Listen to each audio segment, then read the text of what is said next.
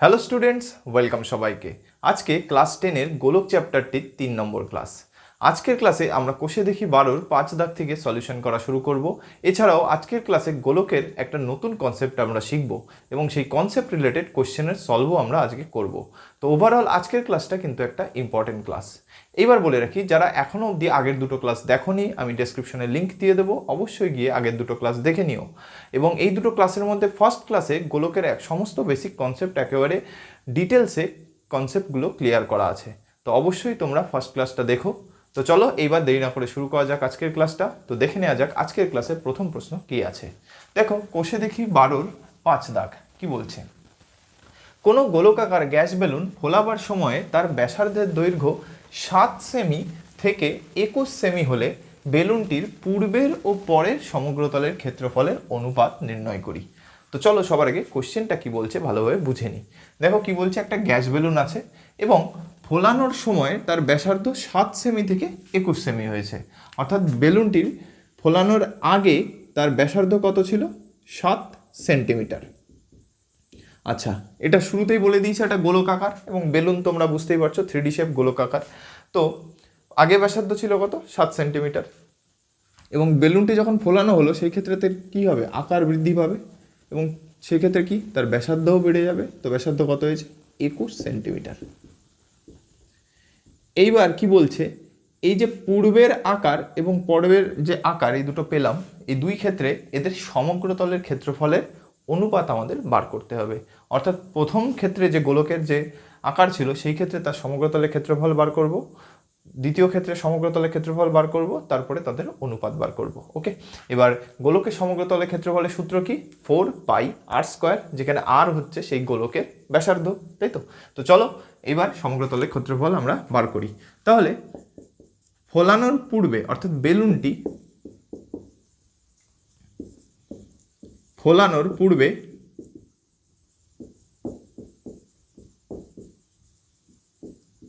সমগ্রতলের ক্ষেত্রফল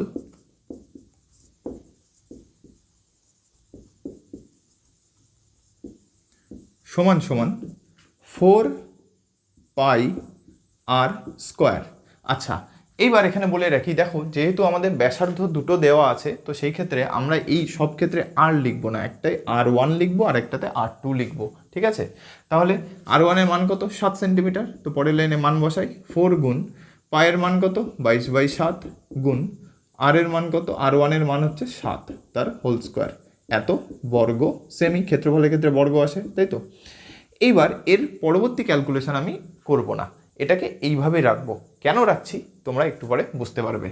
দেখো, একইভাবে বেলুনটি ফোলানোর পূর্বে, একইভাবে পরে, ফোলানোর পরে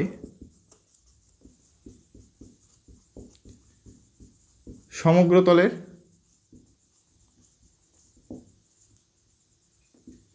ক্ষেত্রফল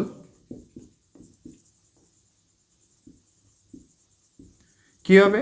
4 পাই আর 2 তার স্কোয়ার। এখানে ব্যাসার্ধ কী ধরলাম? R2, তাহলে ভ্যালু বসাই, 4 ইন্টু 22/7 ইন্টু R2 এর মান কত? 21, তাই তো? ফোলানোর পরে ব্যাসার্ধ কত হয়ে গেছে? 21 সেন্টিমিটার, এত বর্গ সেমি। তাহলে দেখো, আমরা ফোলানোর আগে এবং ফোলানোর পরে দুই ক্ষেত্রে সমগ্রতলে ক্ষেত্রফল কিন্তু আমরা বার করে নিলাম, কিন্তু এদের ক্যালকুলেশন আমরা এখানে করিনি। কেন করিনি সেটা একটু পরে বলছি। তাহলে এত অবধি আমাদের হয়ে গেল। এইবার এদের আমরা অনুপাত বার করব। এইবার দেখো, আমরা যখন অনুপাত বার করছি সেটা কি আলটিমেট দুটো রাশির মধ্যে তুলনা, সমজাতীয় রাশির মধ্যে। এবং অনুপাতে আমাদের কি করতে হয়? কাটাকুটি করে একদম সব থেকে ছোট, অর্থাৎ লিস্ট ফর্মে আমাদের আনতে হয়। এবার দেখো, তোমরা যদি এইখানে ক্যালকুলেশন করে দিতে, তাহলে সেই ক্ষেত্রে একটা সংখ্যা পেতাম এবং এই ক্ষেত্রেও আরেকটা সংখ্যা পেতাম, তারপরে তাদের মধ্যে কাটাকুটি করতে হতো, তাই তো? তো এবার দেখো, এটাকে যদি আমি সেই মান অবধি বার না করি, এইভাবে রেখে দিই, তাহলে দেখো আমাদের কাটাকুটি করতে সুবিধা। কারণ দেখো, এখানেও 4 আছে, এখানেও 4 আছে, এখানেও 22/7 আছে, এখানেও 22/7 আছে। তো খুব সহজে আমি এদেরকে বাদ দিয়ে দিতে পারবো। ওকে, তো চলো এইবার এদের অনুপাত বার করি। এবার দেখো, অনুপাত যারা জানো একদম বেসিক, তাদের ক্ষেত্রে এই কোয়েশ্চেনটা সলভ করা খুব ইজি হবে। কিন্তু যাদের একদম বেসিক নলেজও নেই, আমি ডিসক্রিপশানে আমার পুরো অনুপাতের ক্লাসের যে ফুল ক্লাস করানো আছে কমপ্লিট, সেটার লিঙ্ক দিয়ে দেবো, অবশ্যই গিয়ে তোমরা পরে অনুপাতের ক্লাসটাও কমপ্লিট করে নিও, ঠিক আছে? অনুপাতের ফুল চ্যাপ্টার আমার ওখানে করা আছে। তো এইবার অনুপাত বার করছি। তাহলে সমগ্রতলের ক্ষেত্রে বলে পূর্বের ও পরের অনুপাত, তাহলে পূর্বের সমগ্র তলের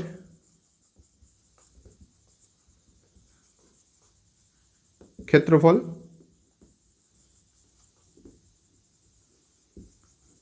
অনুপাত চিহ্ন দিলাম, তাই তো, অতএব দিয়ে পরের সমগ্র তলের ক্ষেত্রফল। এইবার দেখো অনুপাতের যে ডেফিনেশন বললাম একদম বেসিক কনসেপ্টও কাজে লাগবে। কি লাগবে দেখো, অনুপাত যদি দুটো বস্তুর মধ্যে আমাদের লেখা হয় সেই ক্ষেত্রে এটাকে লিখি এইভাবে A:B অথবা A অনুপাত B, তাই তো। এবার এটাকে আরেকভাবে লেখা যায় কিভাবে, এই যে প্রথম যেটা থাকে তাকে বলা হয় পূর্বপদ এবং যেটি পরে থাকে তাকে বলা হয় উত্তরপদ। এবার পূর্বপদটাকে উপরে লেখা হয় এবং উত্তরপদটাকে নিচে লেখা হয়, অর্থাৎ H/B কে A/B ফর্মে লেখা হয়। ঠিক একইভাবে উল্টোটাও বলতে পারি, A/B ফর্ম যদি থাকে সেটাকে H/B ফর্মে লেখা যায়। তো আমরা এই প্রপার্টিটা এখানে কাজে লাগাবো। তাহলে দেখো এখানে পূর্বপদের মানে পূর্বের সমগ্রতলের ক্ষেত্রফল এবং পরের সমগ্রতলের ক্ষেত্রফল। এখানে পূর্বের মানে কি, বেলুনটি ফোলানোর পূর্বের, তাই তো। তো এই ল্যাঙ্গুয়েজটা তোমরা এখানে কমপ্লিট লিখে নেবে, আমি এখানে জায়গা কম তাই পুরোটা লিখলাম না। তাহলে এবার এদের অনুপাত আকারে লিখি, তাহলে কত হবে 4 × 22/7 × 7 তার হোল স্কোয়ার = 4 × 22/7 × 21 তার হোল স্কোয়ার।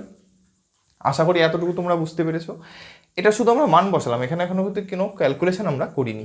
এর পরের লাইন কি হবে, এর পরের লাইন হয়ে যাবে দেখো H/B কে কি লিখতে পারি, A/B এই ফর্মে। তাহলে আমরা নেক্সট লাইন এটাই করব।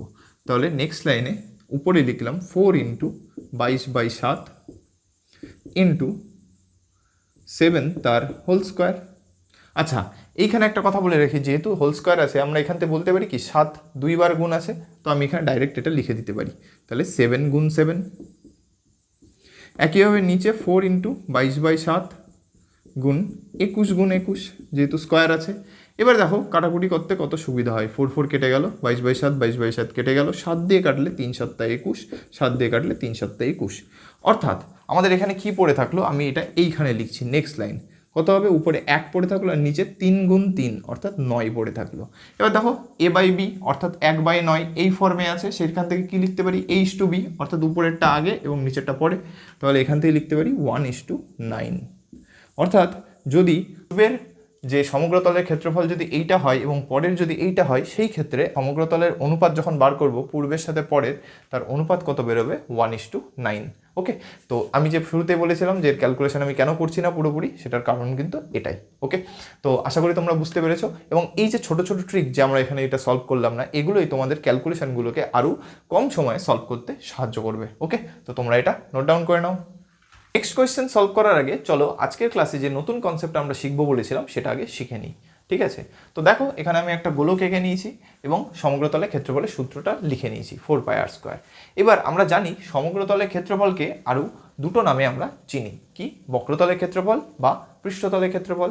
বক্রতলের ক্ষেত্রফল কেন বলে, কারণ গোলকের যে তলটি সেটা কিন্তু বাঁকা, তাই তো, তাই এটাকে বক্রতলের ক্ষেত্রফল বলা হয়। একেবারে পৃষ্ঠতল মানে ওর পৃষ্ঠের অংশ অর্থাৎ পৃষ্ঠের তলকে দেখা হয়, তাকে পৃষ্ঠতলের ক্ষেত্রফলও বলা হয়। এবং তার মানটা কি, ফর্মুলাটা কি, 4πr², তাই তো।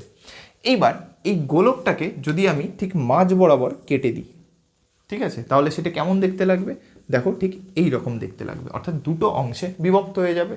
এবং সেটাকে দেখতে কেমন, এটাকে একটা বাটির মতো আর এটাকে কি একটা উল্টানো বাটির মতো। এটা প্র্যাকটিক্যাল এক্সাম্পল কি, বাড়িতে তরমুজ যখন তোমরা খাও তখন ঠিক মাঝ বরাবর যদি কাটো ঠিক এইরকমই দেখতে লাগবে। একেবারে যদি কোনো ফুটবলকে কাটা হয় বা কোনো লোহার বলকে ঠিক মাঝ বরাবর কাটা হয় ঠিক এমনই দেখতে লাগবে। ঠিক আছে, তো এই যে দুটো অংশ আমি পেলাম, এদের কি কোনো নাম আছে? হ্যাঁ, এদের নাম হলো অর্ধগোলক। কেন, কারণ গোলককে অর্ধেক করে কেটেই তো আমি এটাকে পেলাম না, তাই এটার নাম হলো অর্ধগোলক। আশা করি এত অবধি তোমরা বুঝতে পেরেছো। আচ্ছা, এইবার গোলক কয় প্রকার? 2 প্রকার শিখেছিলাম, কি, একটা নিরেট গোলক আর একটা ফাঁপা। নিরেট মানে কি, যার ভিতরে অংশটা পূর্ণ আছে অর্থাৎ ভর্তি আছে, অর্থাৎ পুরোটাই সলিড। আর আরেকটা কি, ফাঁপা, যে ক্ষেত্রে ফাঁকা অংশ। উদাহরণস্বরূপ কি দেখেছিলাম, লোহার বল হচ্ছে নিরেট গোলক, আর ফাঁপা কি, ফুটবল, কারণ ভিতরে বাতাস থাকে, তাই তো।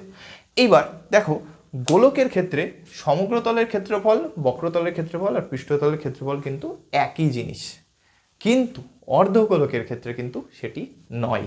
অর্থাৎ অর্ধগোলকের ক্ষেত্রে সমগ্রতলের ক্ষেত্রফল আর বক্রতলের ক্ষেত্রফল আলাদা কিছু ক্ষেত্রে। তো তো চলো সেগুলো কেন এবং কিভাবে সেগুলোই বুঝি। দেখো, এই গোলক যেহেতু দুই প্রকার, নিরেট আর ফাঁপা, তাহলে দুই ক্ষেত্রে কাটলে আমি দুরকম দেখতে পাবো। যদি একটা তরমুজকে কাটি তাহলে তার কি উপরে অবধি ভর্তি থাকে, তাই তো? এবার সেই ক্ষেত্রে উপরের তলের ভিতরে তুমি হাত ঢোকাতে পারছো না, কারণ উপরে তল আছে আটকানো, পুরোটাই সলিড। কিন্তু যদি ফাঁপা হতো, ধরো একটা ফুটবল, সেটাকে যদি কেটে দেওয়া হয় তাহলে তার ভিতরের অংশটায় আমি হাত দিতে পারছি, সেটা কি অনেকটা বাটির মতো, ফাঁকা একটা বাটি যদি থাকে হাতে, তাই তো? তাহলে নিরেট যখন গোলক হচ্ছে সেই ক্ষেত্রে আমরা সবার আগে শিখবো হচ্ছে, নিরেট হোক বা ফাঁপা, সেই ক্ষেত্রে সবার আগে আমরা শিখবো বক্রতলের ক্ষেত্রফল কি। বক্রতলের ক্ষেত্রফল, আচ্ছা, বক্রতল মানে কি? যে তলটা বাঁকা, তাই তো? এবার আমি হাতে একটা বাটি নিয়ে নিলাম, দেখো এটা অর্ধগোলকের মতোই। এবার তোমরা ধরে নাও এটা সলিড, অর্থাৎ এই পুরো জায়গাটা পূর্ণ আছে। সেই ক্ষেত্রে হোক বা এটা ফাঁপা, দুই ক্ষেত্রে এর বক্রতল কোনটা? এই অংশটুকু, তাই তো? এই যে চাঁদির মতো অংশ, তাই তো? এটুকুই বক্রতল, এই অংশটা কিন্তু বক্র নয়।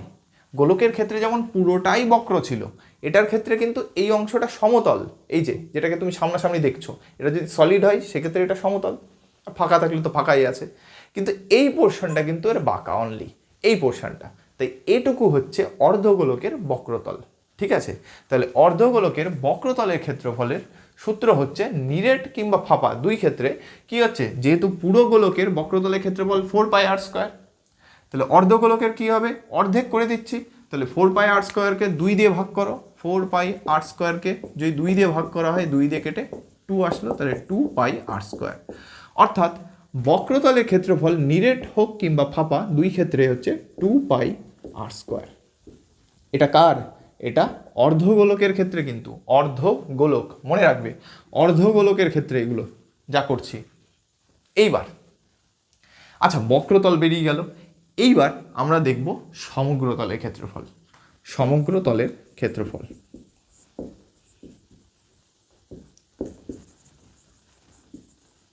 দেখো সমগ্রতল নামের মধ্যে দিয়ে বুঝতে পারছো সমস্ত তলগুলোকে আমাকে নিতে হবে, তাই তো? এবার যখন গোলক ছিল পুরোপুরি, তার সমগ্রতল মানে কি পুরো অংশটাই নিচ্ছি, বক্রতলটাও পুরো অংশটাই, অর্থাৎ পুরো অংশটাই বাঁকা, সেই জন্য সমগ্রতল আর বক্রতল ওটা একই জিনিস ছিল। কিন্তু যখন গোলকটা অর্ধেক হয়ে গেল, অর্থাৎ অর্ধগোলক হয়ে গেল, সেই ক্ষেত্রে কিন্তু পুরো জিনিসটা এক নয়, কারণ বাঁকা অংশটা এইটুকু। কিন্তু যদি পুরো তলটা নিতে বলে, অর্থাৎ সমগ্র তল নিতে বলে, তখন এই বাঁকা অংশটাও নিতে হবে, সাথে এই প্লেন অর্থাৎ সমতলটুকুও নিতে হবে। তোমরা একটা তরমুজের কথা ভাবো, সেটাকে ঠিক মাছ বরাবর যদি কেটে দেওয়া হয়, তার বাঁকা অংশটুকু নিচে থাকে আর উপরটা কি সমতল থাকে, তাই তো? তাহলে সমগ্র তলের ক্ষেত্রে আমার ওই বাঁকা অংশটাও নিতে হবে, প্লাস উপরে সমতলটুকুও নিতে হবে। এইবার প্রশ্ন হচ্ছে ওই সমতলের আকৃতিটা কেমন। দেখো, একটা গোলক, সেটাকে যদি মাঝ বরাবর কেটে দেওয়া হয়, তার উপরে যে সমতলটা তৈরি হচ্ছে সেটা আর কিছুই না, একটা বৃত্ত, তাই তো? এটাকে যদি আমি দেখি ছবির মাধ্যমে, এটা যদি কেটে দিচ্ছি, এই তো এটাকে তোমরা দেখতে পাচ্ছ, এটাকে যদি উপর থেকে দেখি, সাইড থেকে দেখলে তো এরকম দেখতে পাচ্ছ, উপর থেকে দেখলে কিন্তু এটা একটা বৃত্তই, তাই তো? আর কিছুই না।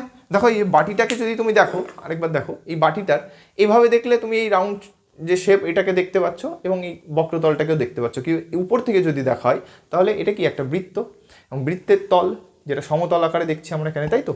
তাহলে সমগ্র তল যখন দেখব, সেই ক্ষেত্রে এই নিরেট আর ফাঁপার ক্ষেত্রে কিন্তু সূত্রটা আলাদা হয়ে যাচ্ছে। কিভাবে? দেখো, যখন তুমি একটা তরমুজ কাটছো, তখন কিন্তু তার উপরের তলটা তুমি পাচ্ছ, কারণ এটা সলিড, বা একটা লোহার বল যখন কাটছো তখন তার উপরের তলটা তুমি পাচ্ছ।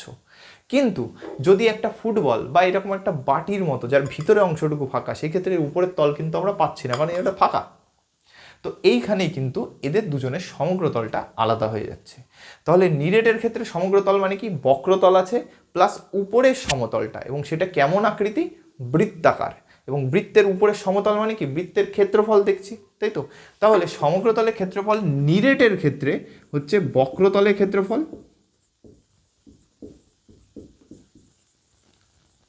প্লাস বৃত্তের ক্ষেত্রফল।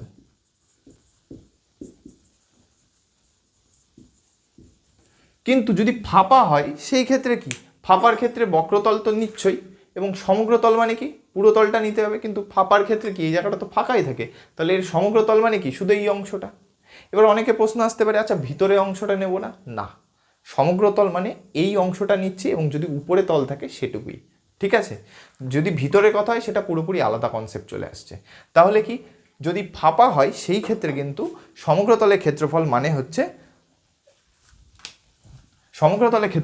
হচ্ছে বক্রতলের ক্ষেত্রফলই। ঠিক আছে, বক্রতলের ক্ষেত্রফল। তাহলে এখান থেকে আমরা কিন্তু টোটাল 3টে সূত্র পেলাম। কিভাবে দেখো, বক্রতলের ক্ষেত্র, আচ্ছা এটার মান বসাই তার আগে, তারপরে তো বলবো। আচ্ছা, এর বক্রতলের ক্ষেত্রফল কি, নিরেটের ক্ষেত্রে 2πr² প্লাস বৃত্তের ক্ষেত্রফল, যেটা এর বাইরের অংশটা, যেটা সলিড অংশ, উপরের যে তলটা, তাই তো, সেটির মান কত, বৃত্তের ক্ষেত্রফলের সূত্র কি πr² প্লাস πr²। তাহলে কি আসলো, 2πr² প্লাস πr², অর্থাৎ 3πr²। তাহলে সমগ্রতলের ক্ষেত্রফল 3πr²। এই ক্ষেত্রে কি হচ্ছে, এই বক্রতলটাকেও আমি নিচ্ছি প্লাস উপরে সমতলটাকেও নিচ্ছি নিরেটের ক্ষেত্রে, কিন্তু ফাঁপার ক্ষেত্রে কি শুধু এই বক্রতলটাকেই নিতে পারবো, কারণ উপরে অংশটা ফাঁকা। তাহলে এই ক্ষেত্রে কিন্তু 2πr²ই হবে। অর্থাৎ এখান থেকে আমরা 3টে ফর্মুলা কনক্লুড করতে পারছি কি, যে অর্ধবৃত্তের ক্ষেত্রে নিরেট গোলক যদি হয় তাহলে তার বক্রতলের ক্ষেত্রফল হচ্ছে 2πr², সমগ্রতলের ক্ষেত্রফল হচ্ছে 3πr², এবং যদি গোলকটি ফাঁপা হয় তাহলে তার বক্রতলের ক্ষেত্রফল 2πr² এবং সমগ্রতলের ক্ষেত্রফল 2πr²। অর্থাৎ ফাঁপা যদি গোলক হয় সেক্ষেত্রে বক্রতলও যা, সমগ্রতলও তাই। কিন্তু গোলক যদি নিরেট হয় তাহলে তার বক্রতল 2πr² এবং সমগ্রতল 3πr²। ওকে, তো টোটাল এই 3টে ফর্মুলা তোমাদের মনে রাখতে হবে সমগ্রতল সংক্রান্ত, যে কি গোলকের ক্ষেত্রে 4πr², অর্ধগোলকের ক্ষেত্রে যদি নিরেট হয় তাহলে বক্রতলের ক্ষেত্রফল হলো 2πr², ফাঁপা হলেও তার 2πr²। কিন্তু যদি সমগ্রতলের ক্ষেত্রফল বার করতে বলে অর্ধগোলকের, তখন নিরেটের ক্ষেত্রে 3πr² এবং ফাঁপার ক্ষেত্রে 2πr²। ওকে, তো এই ফর্মুলাগুলো তোমরা লিখে নিও, এদের প্রমাণ তোমাদের আসবে না, তো ফর্মুলাগুলো তোমরা শুধু মনে রাখতে পারলেই হলো। ঠিক আছে, তো এই টোটাল ফর্মুলা সমগ্রতল সংক্রান্ত। একইভাবে আমাদের আয়তন সংক্রান্ত ফর্মুলাও আছে, তো যখন আসবে সেই রিলেটেড কনসেপ্ট কোয়েশ্চেনগুলো তখন আমরা করব। তো আপাতত এইটুকু তোমরা নোট ডাউন করে নাও এর ডায়াগ্রাম আকারে, যাতে তোমাদের খুব ভালোভাবে এটা মনে থাকে। ওকে, চলো এবার যে কনসেপ্টটা আমরা শিখলাম সেটাকে কাজে লাগিয়ে একটা কোয়েশ্চেন সলভ করি। তো নেক্সট কোয়েশ্চেন আছে 6 দাগ। কি বলছে, অর্ধগোলাকৃতি একটি বাটি তৈরি করতে 127.2/7 বর্গ সেমি পাত লেগেছে, বাটিটির মুখের ব্যাসের দৈর্ঘ্য হিসাব করি। আচ্ছা, বাটি তৈরি করতে লেগেছে এবং সেই বাটিটা কেমন, অর্ধগোলাকৃতি, কারণ বাটি আমাদের সাধারণত কেমন হয়, অর্ধগোলাকৃতিই হয়, তাই তো। তো খুব সহজে বাটি তৈরি করছি মানে কি, তার বক্রতলের ক্ষেত্রফল, এবং সেটি দেওয়া আছে কত, 127.2/7। সেই ক্ষেত্রে কী বার করতে বলেছে, বাটিটির মুখের ব্যাসের দৈর্ঘ্য, অর্থাৎ এই যে বাটির মুখটা এটা কি একটা বৃত্ত, তাহলে বৃত্তের আমার ব্যাস বার করতে হবে। ওকে, তো আশা করি প্রশ্ন বুঝতে পেরেছো, তাহলে আমরা সেটা লিখে নিই। আচ্ছা, কি বার করতে বলেছে, ব্যাস। তো ব্যাস বার করতে গেলে সবার আগে আমাদের ব্যাসার্ধ জানতে হবে, তাহলে আমরা ধরে নিই সেটাই। তাহলে ধরি ব্যাসার্ধ সমান সমান আর এত সেন্টিমিটার সেমি, তাই তো। এইবার দেখো আমাদের কি দেওয়া আছে, বাটিটির বক্রতলের ক্ষেত্রফল, তাই তো, বাটি তৈরি করছে মানে কি তার বক্রতল তৈরি করছে। তাহলে কি দেওয়া আছে, বাটিটির বক্রতলের ক্ষেত্রফল, বক্রতলের ক্ষেত্রফল সমান সমান কত দেওয়া আছে, 127.2/7 এত বর্গ সেমি। এইবার দেখো বাটির বক্রতলের ক্ষেত্রফল মানে কি, সেই ফাঁপা বাটি, আর বক্রতলের ক্ষেত্রফলের সূত্র কি, 2πr²। তো এবং যদি নিরেটও হতো তার বক্রতল মানে কি, সেই 2πr²ই হতো, তাই তো। তাহলে প্রশ্নানুসারে বক্রতলের ক্ষেত্রফলের সূত্র কি, 2πr², কার, অর্ধগোলকের ক্ষেত্রে, সমান সমান কত দেওয়া আছে, 127.2/7। তাহলে এখান থেকে আমার কি বার করতে হবে, আর এর মান পরের লাইনে এখানে লেখো, 2 গুণ পায়ের মান কত, 22/7 গুণ r², আর এদিকে এটাকে যদি উপরে গুণ করো 7 দিয়ে গুণ করলে কত হয়, 7 7 49, 9 হাতে 4, 7 12 84 আর 4 88, অর্থাৎ 889, তার সাথে 2 যোগ করতে হবে, অর্থাৎ 891/7। পরের লাইনে কি হবে, পরের লাইনে এইখানে r²টাকে আমি রেখে দেবো, বাকি সমস্ত নাম্বারগুলোকে ওদিকে নিয়ে যাব। তাহলে এদিকে কত ছিল, 891/7, আর এদিকে 7 নিচে ছিল, ওদিকে গিয়ে উপরে আসবে, এদিকে 22 উপরে, 2 উপরে, এদিকে আসলে কি হবে, নিচে হয়ে যাবে, তাই তো। উল্টে যাই, তো এই পুরো ফরমেশনটাকে আমি এখানে আরেকবার লিখে নিচ্ছি, ঠিক আছে, ক্যালকুলেশনের জন্য। আর স্কোয়ার সমান সমান কত, 891 গুণ 7 বাই 7 গুণ 22 গুণ 2, ঠিক আছে। তো এবার কাটাকুটি করো, 7 দিয়ে কাটো, কেটে গেল। 11 দিয়ে যদি কাটো, 11 দুগুণে 22, 11 দিয়ে যদি কাটো 8 11 88, 11 একে 11, অর্থাৎ এখান থেকে আমি কি পেলাম, আর স্কোয়ার সমান সমান 81 বাই 2 দুগুণে 4। পরের লাইনে কি করতে পারি, আর সমান সমান, তাই তো, আর স্কোয়ার সমান সমান 81 মানে কি লিখতে পারি, 9 স্কোয়ার, আর 4 মানে কি 2 স্কোয়ার, অর্থাৎ 9 বাই 2 তার হোল স্কোয়ার, তাই তো। 81 9 বর্গ, 2 আর 4 কি 2 বর্গ। তাহলে পরের লাইনে এখান থেকে কি লেখা যায়, আর সমান সমান 2 দিক থেকে স্কোয়ার উঠে গেলে আর সমান সমান 9 বাই 2 এত সেন্টিমিটার। অর্থাৎ আমরা এখান থেকে কিন্তু ব্যাসার্ধ পেয়ে গেলাম। ব্যাসার্ধ কত বেরোলো, 9 বাই 2 এত সেন্টিমিটার। কিন্তু আমাদের কী বার করতে বলেছে, ব্যাস বার করতে বলেছে। তাহলে অতএব ব্যাস কত হবে, ব্যাস হচ্ছে 2r, ব্যাসার্ধের দ্বিগুণ 2r, 2 ইন্টু কত, আর এর মান কত আসলো 9 বাই 2, 2 2 ক্যান্সেল হয়ে গেল, পড়ে থাকলো 9, অর্থাৎ ব্যাসার্ধ বেরোলো 9 সেন্টিমিটার। অর্থাৎ যে বাটিটা তৈরি করতে 127.2/7 বর্গ সেমি পাত লেগেছে, সেই বাটির মুখের ব্যাসের দৈর্ঘ্য হবে 9 সেন্টিমিটার। ওকে, তো এটাই হলো এর অ্যান্সার। তো তোমরা এটা নোট ডাউন করে নাও, আশা করি তোমরা বুঝতে পেরেছো। এবং এই ধরনের কোশ্চেনগুলো খুব সহজ, শুধুমাত্র ফর্মুলা জানলে খুব সহজেই কোশ্চেনগুলো কিন্তু সলভ করা যাবে। তোমরা এটা নোট ডাউন করে নাও। নেক্সট কোয়েশ্চেন 7 দাগ, কী বলছে দেখো, একটি নিরেট লোহার ব্যাসার্ধের দৈর্ঘ্য 2.1 সেমি, ওই গোলকটিতে কত ঘন সেমি লোহা আছে তাই হিসাব করে লিখি এবং ওই লোহার গোলার বক্রতলের ক্ষেত্রফল নির্ণয় করি। অর্থাৎ দেখো এখানে ডাইরেক্ট দুটো সূত্র অ্যাপ্লাই করতে হবে এবং সেটা তোমরা কোশ্চেন দেখেই বুঝতে পারছো। একটা কি বলেছে, কত ঘন সেমি লোহা আছে, অর্থাৎ কোনো বস্তুর মধ্যে কত পরিমাণ পদার্থ আছে বা কোনো লোহার বলের মধ্যে কত পরিমাণ লোহা আছে সেটা বার করা মানে কি, তার আয়তন বার করা। এবং এটাকে আরেকভাবেও তোমরা বুঝতে পারো, দেখো ঘন লেখা আছে এবং আয়তন সাধারণত ঘন একক দিয়ে প্রকাশ করা হয়। তো খুব সহজেই আমরা বুঝতে পারছি এখানে আয়তনের সূত্র ব্যবহার হবে। এবং এখানে কি বলেছে, লোহার গোলার বক্রতলের ক্ষেত্রফল বার করতে বলেছে। এবং লোহার গোলক অর্থাৎ পুরো সম্পূর্ণ বলটা, তাই তো। তো সেক্ষেত্রে বক্রতলের ক্ষেত্রফল বা সমগ্রতলের ক্ষেত্রফল একই। দেখো কোনো জায়গায় সমগ্রতল দেওয়া থাকে, কখনো বক্রতল দেওয়া থাকে। তো এইখানে আমাদের দুটো মান বার করতে হবে। তো চলো এক এক করে বার করি। সবার আগে কি, আমরা গোলকের আয়তন বার করব। আয়তনের সূত্র কি, আয়তন 4/3 পাই আর কিউব, তাই তো। যেখানে আর কত, ব্যাসার্ধ দেওয়া আছে 2.1 এত সেন্টিমিটার। তাহলে এখানে মান বসিয়ে দাও। আচ্ছা, পাশাপাশি করি, 4/3 পাইয়ের মান কত, 22/7, আর 2.1 তার কিউব, 2.1 তার কিউব। পরের লাইন কী হবে, 4/3 ইন্টু 22/7 গুণ 2.1 তার কিউব মানে কি, সেই সংখ্যা 3 বার গুণ, অর্থাৎ 2.1 গুণ 2.1 গুণ 2.1। দশমিক উঠে 10 বসে যাবে নিচে প্রত্যেকের, তাই তো। দশমিক উঠে 10 বসলো। এবার দেখো যা কাটাকুটি যায় কেটে দেবো। দেখো এই ক্ষেত্রে যদি আমি 3 দিয়ে কাটি, 3 7 21, 7 7 ক্যান্সেল হয়ে গেল। তাহলে উপরে কি পড়ে থাকলো, 21 গুণ 21, আর তার সাথে 4 গুণ 22। এবার এটাকে তোমরা কাটাকুটি করতে পারো, কিন্তু দেখো যেহেতু নিচে শূন্য আছে, তো আমরা খুব সহজে এখানে দশমিকের কাজটা করতে পারবো। তাহলে আমি যদি উপরে 3টে সংখ্যা গুণ করে দিই আর নিচে কত আছে 1000, তার মানে কি শেষ 3টে সংখ্যাটাকে দশমিক বসিয়ে দিলে হয়ে গেল। তাহলে উপরের সংখ্যাটাকে আমরা গুণ করতে পারি। তো গুণ করি চলো সেটাকে। কি আছে, 4 গুণ 22, 4 22 কত হয় 88, আর তার সাথে 21 দুবার গুণ হবে। তা আগে একবার 21 গুণ করো, 8 একে 8, 8 একে 8, আর এদিকে 2 দিয়ে গুণ করলে 8 দুগুণে 16, 6 হাতে 1, 8 দুগুণে 16 আর 17, অর্থাৎ 8, 8 আর 6 14, 4 হাতে 1, 7 একে 8, তাহলে 1848। এবার এই 1848-এর সাথে আবার 21 গুণ হবে।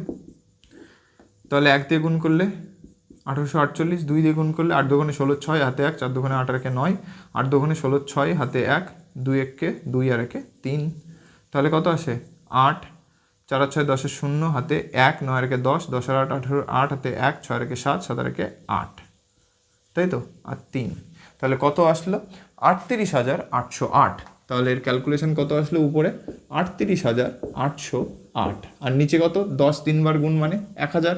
এবার 1000 মানে কি, শেষ 3টে সংখ্যার আগে দশমিক, তাই তো। তাহলে কি হবে, 38.808 এত ঘন সেমি। তাহলে আমাদের এত ঘন সেমি লোহা আছে সেটা আমরা পেলাম। ঠিক আছে, তাহলে এটা বেরিয়ে গেল প্রথম প্রশ্নের উত্তর। এরপরে বলেছে বক্রতলের ক্ষেত্রফল। তো একইভাবে বক্রতলের ক্ষেত্রফল বার করো। বক্রতলের ক্ষেত্রফলের সূত্র কি? 4πr²। তাহলে বক্রতলের ক্ষেত্রফল, দেখো এই যে পরিমিতির চ্যাপ্টারগুলো এগুলো ফর্মুলা ওরিয়েন্টেড। কিছু কিছু কোয়েশ্চেন আছে যাতে একটু তোমাদের ক্যালকুলেশন করতে হবে, কিন্তু ম্যাক্সিমাম ক্ষেত্রে আমাদের ফর্মুলা ডাইরেক্ট ইউজ হয়। ওকে, তাহলে 4πr², 4 পায়ের মান কত? 22/7। আর এর মান কত?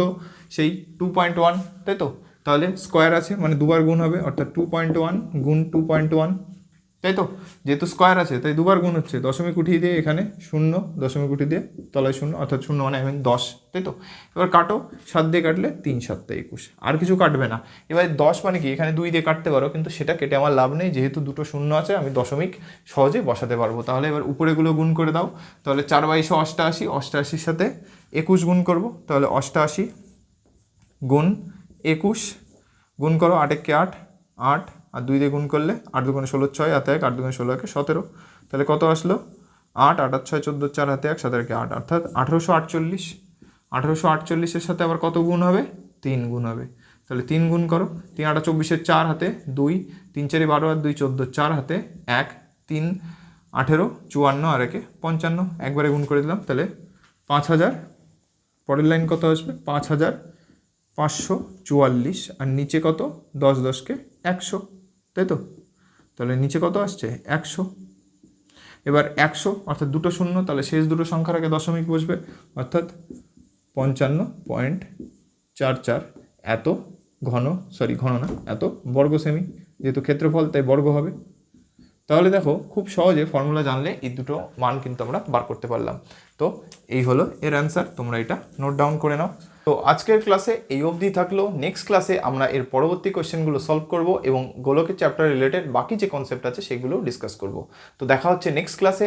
তোমরা এই অঙ্কগুলোকে ভালোভাবে প্র্যাকটিস করো। কারোর যদি কোনো সমস্যা থেকে থাকে অবশ্যই কমেন্টে জানিও। দেখা হচ্ছে নেক্সট ক্লাসে। Thank you.